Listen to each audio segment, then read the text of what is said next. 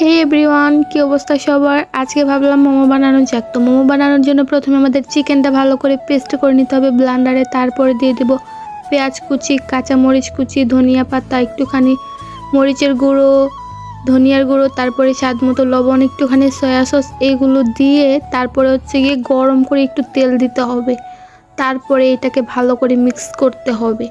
Mix করার পর এটাকে রেখে দেওয়ার পর এইদিকে আমরা আটাটা ময়াম দিয়ে রেখে দিয়েছিলাম, ওইটা থেকে একটুখানি লেচি কেটে এটাকে ভালো করে গোল করে নিতে হবে।